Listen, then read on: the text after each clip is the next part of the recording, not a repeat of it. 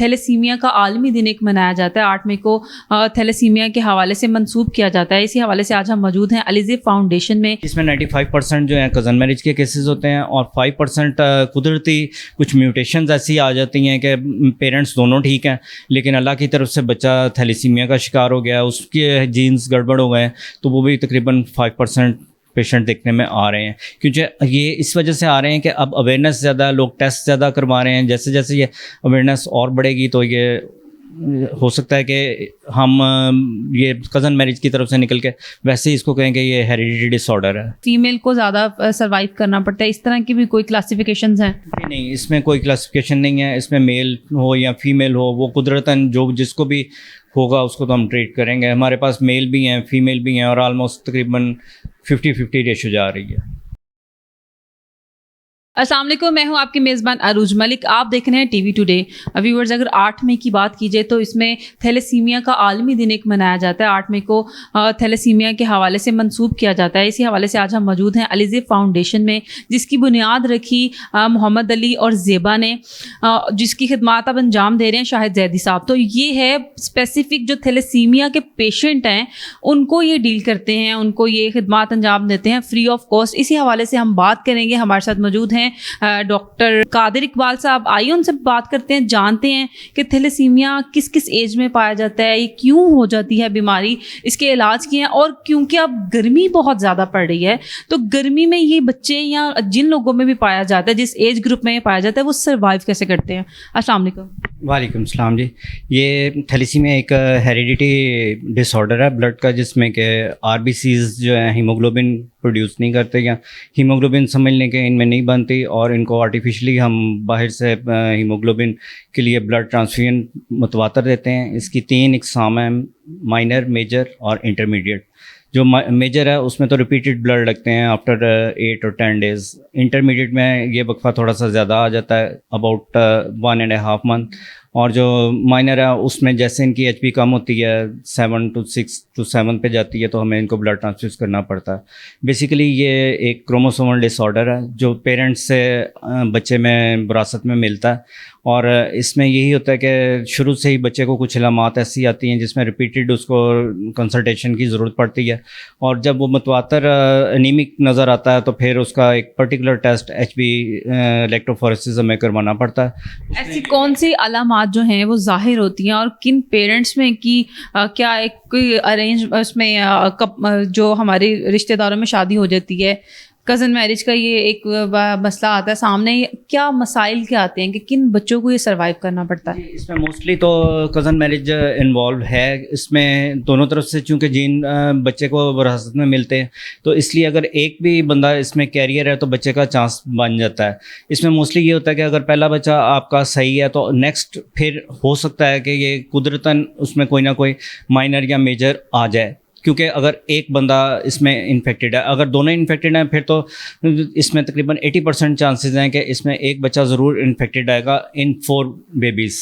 तो उसमें 1 to 4 की रेशो ये चलती है। आगे अल्लाह की कुदरत है कि जैसे बाज़ दफ़ा नहीं भी होता, लेकिन बाज़ दफ़ा तीनों बच्चे आपके इन्फेक्टेड आते हैं। जी, अलामात की अगर आप बात करें तो इसमें बेसिक बच्चे को मोस्टली शुरू में डायरिया रहता है और वो अनीमिक होगा, लेज़ी होगा, उसको fever of and on bar bar after 7 day 10 day इस तरह की उसकी रूटीन चलेगी। चूँकि वो अनीमिक होगा, उसमें जब हम अनीमिया का टेस्ट कराएंगे, पर्टिकुलरली HB इलेक्ट्रोफोरेसिस, तो उसमें उसको डायग्नोज हो जाएगा कि थैलेसीमिया है या नहीं है।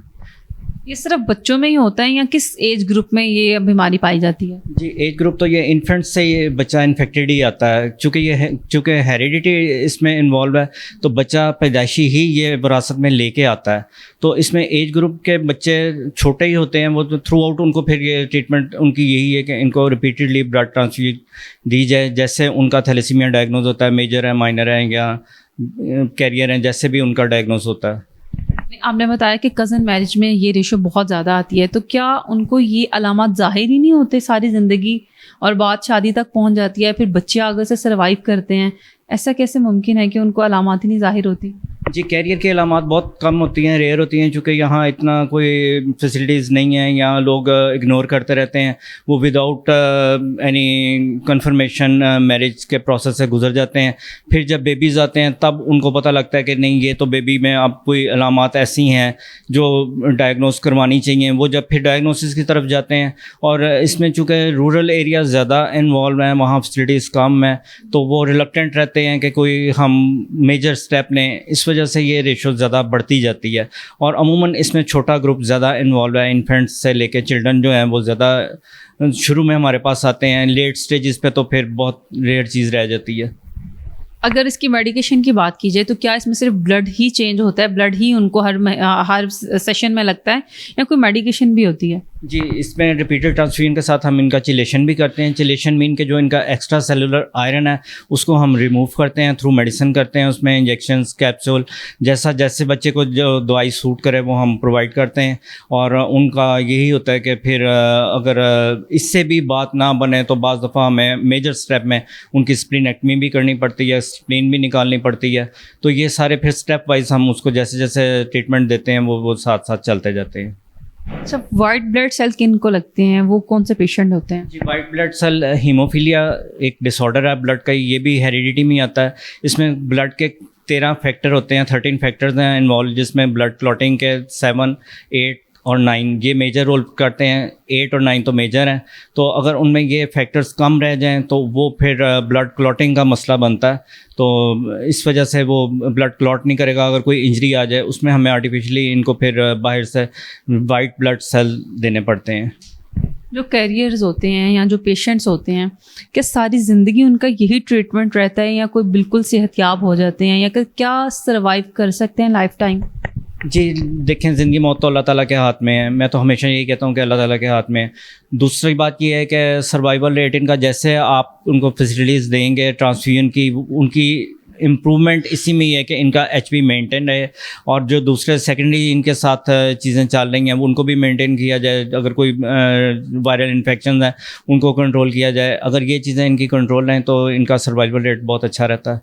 हमारे पास कई सेंटर में ऐसे लोग भी हैं जो 40 अबव जा रहे हैं, मैरिड हैं, और वो अपना जॉब वर्क भी कर रहे हैं।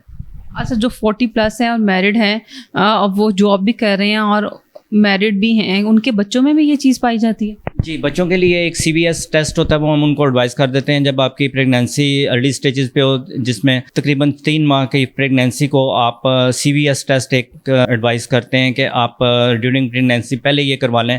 अगर बच्चे में कोई ऐसा मसला है तो बेहतर होता है कि उसको आप टर्मिनेशन की तरफ ले जाएं, बजाय इसके कि वो इन्फेक्टेड या डिफेक्टेड बच्चा प्रोड्यूस हो, तो उसमें फिर उनको एडवाइस कर देते हैं, जो गंगाराम से फ्री ऑफ कॉस्ट हो जाता है।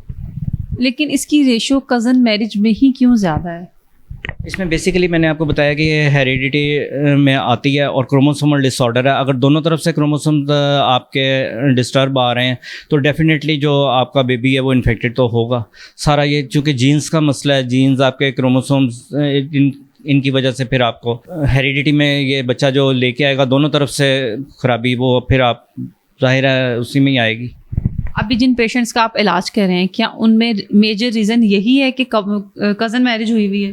जिसमें 95% जो हैं कज़न मैरिज के केसेस होते हैं, और 5% कुदरती कुछ म्यूटेशंस ऐसी आ जाती हैं कि पेरेंट्स दोनों ठीक हैं लेकिन अल्लाह की तरफ से बच्चा थैलेसीमिया का शिकार हो गया, उसके जीन्स गड़बड़ हो गए, तो वो भी तकरीबन 5% पेशेंट देखने में आ रहे हैं। क्योंकि ये इस वजह से आ रहे हैं कि अब अवेयरनेस ज़्यादा, लोग टेस्ट ज़्यादा करवा रहे हैं। जैसे जैसे ये अवेयरनेस और बढ़ेगी तो ये हो सकता है कि हम ये कज़न मैरिज की तरफ से निकल के वैसे ही इसको कहें कि ये हेरिडिटी डिसऑर्डर है।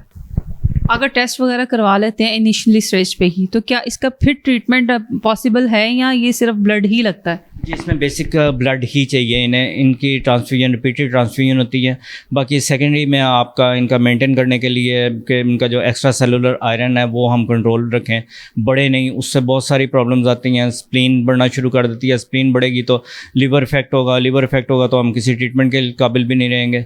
तो बेसिक तो इनकी रिपीटेड ट्रांसफ्यूजन। स्प्लीन ये क्या चीज़ है? जी, स्प्लीन ये तिली जिसको हम कहते हैं, क्योंकि ये एक स्पॉन्ज टाइप स्ट्रक्चर अल्लाह ताला ने रखा हुआ है जो रॉ ब्लड आपका अब्जॉर्ब करता है। जब रॉ ब्लड आपका बहुत ज़्यादा ब्लड वेस्टेज आपकी होगी, डिफेक्टेड ब्लड होगा ब्लड में, तो फिर वो खारिज करने के लिए स्प्लीन खुद स्वेल करना शुरू कर देती है उसको। तो इस वजह से हमें चिलेशन इसके लिए सबसे ज़रूरी है, जिसमें इनका आयरन, हम एक्स्ट्रा सेलुलर आयरन ज़रूर कंट्रोल करते हैं।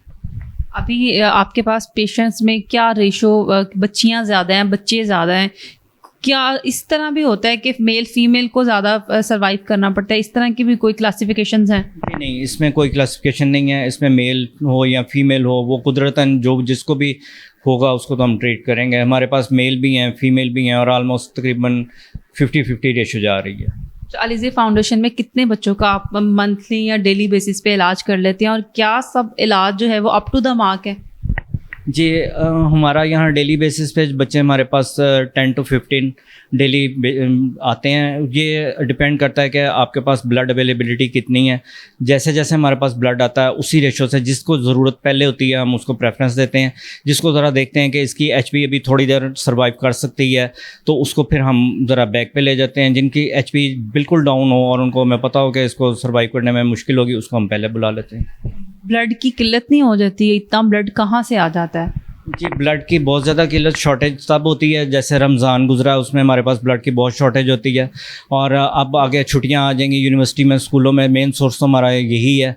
फिर कुछ हमारे फैक्ट्री एरियाज़ हैं जहां से हम ब्लड कलेक्शन कैंप्स लगाते हैं, या बाज़ दफ़ा फिर हमें कुछ ऐसे मार्केटिंग से भी लोग मिल जाते हैं जो ब्लड अपनी विल पे डोनेट कर जाते हैं या ले लेते हैं हम उनसे जाके। आप टीवी टुडे की व्यूअर्स को थैलेसीमिया के हवाले से क्या मैसेज कन्वे करना चाहेंगे? मैं तो यही कहूँगा कि जी ये अर्ली डायग्नोस बच्चे का ज़रूर करवाएं। उसको इधर अताई डॉक्टरों के पास या ऐसे क्लिनिक्स पे ना लेके जाएं जिनको खुद पता नहीं है कि क्या बच्चे को ट्रीटमेंट करनी है। अगर रिपीटेडली ये बार बार बच्चा आपका शुरू में ही इस तरह कर रहा है तो उसके ब्लड टेस्ट प्रॉपर होने चाहिए और प्रॉपर इसका जगह से इलाज होना चाहिए। लेकिन अगर अर्लियर भी डायग्नोज हो जाता है तो ट्रीटमेंट तो उसका भी यही है? जी, ट्रीटमेंट तो फिर मस्ट है। सर्वाइव रहने के लिए ट्रीटमेंट तो मस्ट है। उसमें बेसिक तो हम ब्लड ट्रांसफ्यूजन ही करते हैं क्योंकि बहुत छोटे बच्चों की चिलेशन नहीं होती। अब अबाउट 4 ईयर से चिलेशन शुरू होती है, लेकिन उन्हें हीमोग्लोबिन उनका पूरा करने के लिए रिपीटेड ट्रांसफ्यूजन तो करनी पड़ती है। चिलेशन क्या प्रोसेस है? चिलेशन में मैंने बताया कि इसमें इंजेक्शन शामिल हैं, ओरल में कैप्सूल और टैबलेट्स हमारे पास आती हैं। इसका ये होता है कि जो आपका सेल डैमेज हो रहा है और वो आपकी एक्स्ट्रा सेलुलर आयरन को बढ़ा रहा है, वो जस्ट लाइक उसका मॉलिक्यूल बुलेट काम करेगा और वो दोबारा उसको रेड सेल्स को ब्लास्ट करेगा। इसलिए उसको हम थ्रू यूरिन उसको खारिज करते हैं, मेडिसिन देते हैं जो उसकी एक्सक्रीशन को यूरिन में ज़्यादा कर देती है। तो इस वजह से इसकी ट्रांसफ्यूजन के साथ हमें चिलेशन लाजमी ख्याल रखना पड़ता है। बहुत शुक्रिया जी। व्यूअर्स, उम्मीद है कि आपको प्रोग्राम पसंद आया होगा और हम तमाम बच्चों के लिए, तमाम पेशेंट जो थैलेसीमिया से अपनी ज़िंदगी की एक जंग लड़ रहे हैं जो कि इंतहाई ख़तरनाक जंग है, हम सबके लिए दुआ गो हैं कि अल्लाह ताला सबको अपने हिफ्ज़ व ईमान में रखे। इसके साथ ही अरूज मलिक को दीजिए इजाज़त। मिलते हैं अगले प्रोग्राम में। अल्लाह हाफ़िज़।